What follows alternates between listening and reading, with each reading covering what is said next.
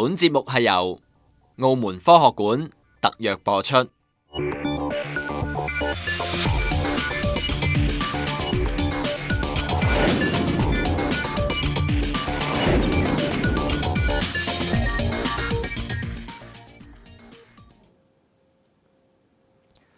歡迎收睇科創接力賽。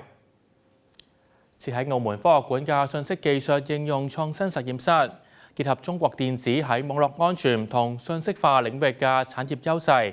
進一步發掘同培育優秀技術人才同優秀科創項目，推動產學研融合發展，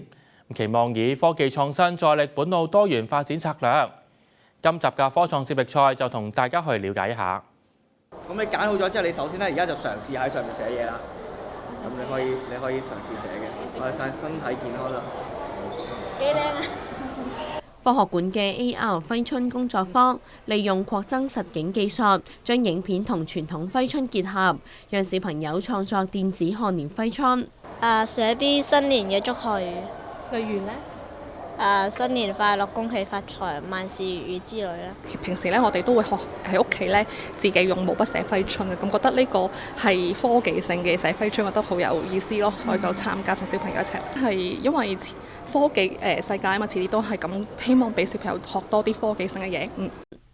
近年興起嘅 AR 技術，讓我哋嘅生活可以遊走喺虛實之間。但如果 AR 技術配合 AI 人工智能，又會產生咩效果呢？從技術層面嚟睇 ，AI 同 AR 係兩種截然唔同嘅技術。AI 主要透過深度學習嚟優化系統軟體同設備，而 AR 係透過顯示器嚟呈現讓虛擬同現實結合。設喺澳門科學館嘅信息技術應用創新實驗室，同內地嘅信創行業龍頭企業中國電子信息產業集團以及華為開始合作，向學生提供信創課程。透過課程，學生喺學習 AI 嘅理論知識後，喺導師嘅協助下，可以將學員嘅科創諗法同概念轉換為現實。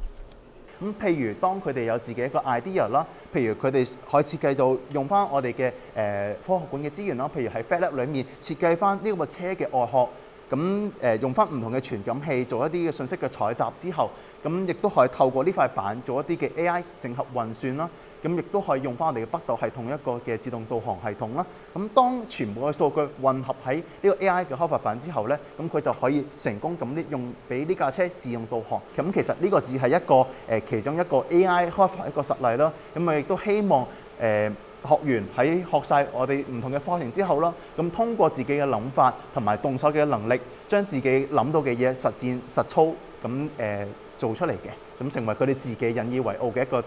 產品出嚟。澳門信息技術應用創新實驗室獲中國電子信息產業集團授牌，係學習信息技術應用創新嘅重要場所。符合翻特區政府1+4呢個適度多元化策略咯，同埋教青局裡面嘅基本學歷要求，咁亦都新推出咗呢個嘅 AI 咯，同埋編程相關嘅。咁其實切入呢個目的其實都係除咗俾佢哋體驗到呢啲嘅比較中國呢個比較前沿嘅 AI 同埋網安之後，其實都係俾佢哋及早咁樣知道自己嘅興趣啦。譬如如果佢哋對網安同埋 AI 有興趣嘅話，咁希望佢哋喺之後大學啊或者就業方向都有個更加明確嘅方向嘅。呢一個睇落平平無奇嘅伺服器室，亦都大有來頭。伺服器室嘅 AI 推理伺服器係全澳第一部全國產鏈條嘅推理伺服器，就係包括有我哋嘅核心嘅一個伺服器，包括就係我哋嘅教育嘅平台嘅伺服器啦。咁呢度上堂咧，其實咧所有平台嘅內容嘅伺服器喺呢一度嘅 AI 推理嘅伺服器。我哋而家係用緊 Artilus 800嘅呢一個華為嘅呢一個推理伺服器。咁呢個推理伺服器咧，亦都係澳門第一台全國產鏈條嘅一個推理伺服器。咁佢可以做 AI 嘅運算。咁亦都可以做呢一個我哋所講嘅大模型嘅處理。咁亦都可以呢度做到。咁學生喺呢度上堂咧，其實咧就可以體驗到咧，就係咧去點樣去真正做 AI 呢一個伺服器就可以滿足到呢個需求。佢哋嘅算法、佢哋嘅資料庫咧就可以通過呢個伺服器咧進行運算。基本上我哋嘅算力咧有一個基礎嘅保證喺呢一度。除咗提供組裝電腦及進行網絡布線等基礎課程外，實驗室仲向學生提供信創課程、軟硬件配套設施以及網絡安全技術教育方案，包括 IT 基礎設施、基礎軟件、應用軟件、信息安全及人工智能主題。咁我哋呢個實驗室係得到咗兩大嘅企業嘅支持啦，包括有中國電子呢個集團同埋呢個華為技術有限公司嘅協助嘅。咁佢哋各自咧都喺呢度部署咗我哋身後嘅呢啲機櫃啦，就包括咗有中國電子嘅自然嘅芯片啦，嘅伺服器同埋有華為嘅 AI 嘅運算伺服器嘅。咁喺呢個方面，其實都俾咗一個機會，俾啲青少年嚟到呢度嗰陣時可以實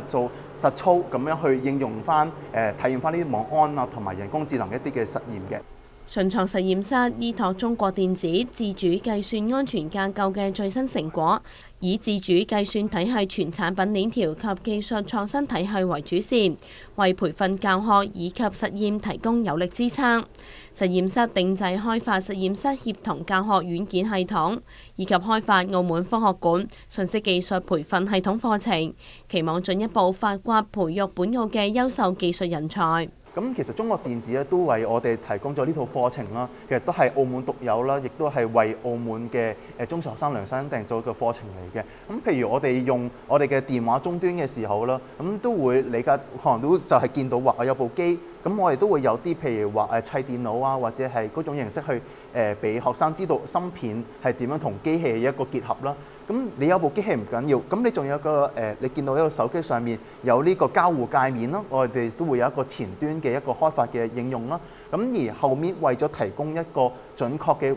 回饋俾用戶，咁後面都會有一個叫做數據處理啦，或者數據特徵工程嘅。現今數字化同網絡化發展飛速，網絡安全係保護系統、網絡同程式免受數位攻擊嘅重要一環。課程亦都涵蓋網絡安全嘅攻防演練。咁同時間呢，我哋都係會作為呢就係網絡安全嘅一個叫做我哋呢個練靶場嘅一個功能咧，呢度就會有一啲嘅靶點啊，即係俾佢哋。由於網絡安全其實係一種攻防之間嘅博弈，而呢種博弈呢，其實係需要實操嘅。係需要實際去體驗你嘅技術嘅，咁呢個好重要。咁呢一度呢，我哋又會設定一啲嘅靶點。簡單嚟講，就係俾佢哋去嘗試去入侵，同埋去嘗試去防禦。咁通過入侵與防禦嘅實操呢，就可以體現佢哋技術嘅成長。科學館利用信息技術應用創新實驗室，進一步發掘優秀技術人才以及優秀嘅科創項目，持續加強基礎研究，進一步推進產學研融合發展。咁所以呢啲都係一啲國家最先進、最前沿嘅技術放到呢個實驗室裏邊，俾我哋嘅學生早啲見到。咁目標都係咁啦，就係希望提升佢哋對於技術嘅了解，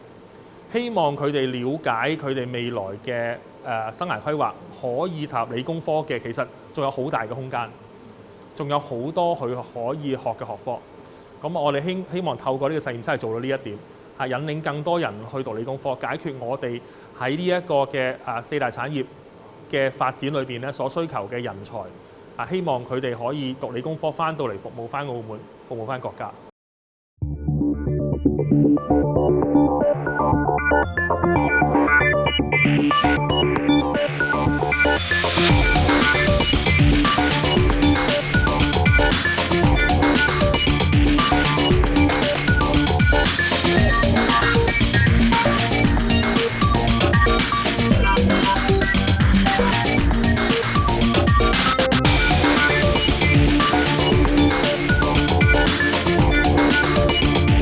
本節目係由